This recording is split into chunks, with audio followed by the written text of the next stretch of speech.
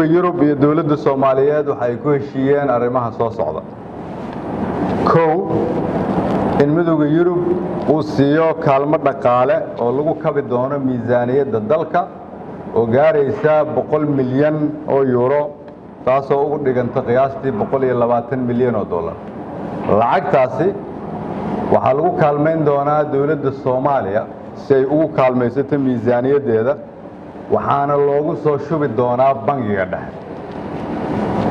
macnaheedu waxay tahay waa dhaqaale si toos ah midowga Yurub uu siin doono dawladda Soomaaliya. sidoo kale midowga Yurub iyo dawladda Soomaaliya waxay ku heshiiyeen in mashruuca dib u dhiska ciidanka iyo amniga qorshihii la soo ansixiyay kala guurka in midowga Yurub ay ku kaalmeeyaan dhaqaale gaaraya 80 milyan oo euro oo u dhigma qiyaastii 100 milyan oo dollar sida maanta ay tahay. sidoo kale waxaan ku heshiinay inay nagala shaqeeyaan arrimo ay ka mid yihiin horumarinta khayraadka gaar ahaan kalluumaysiga oo ay nagala shaqeeyaan sidii ummadda Soomaaliyeed meel walba ay joogaan uga faa'iideysan lahaayeen sidii arrimaha khayraadka gaar ahaan kalluumaysiga looga munaafacadsan lahaa.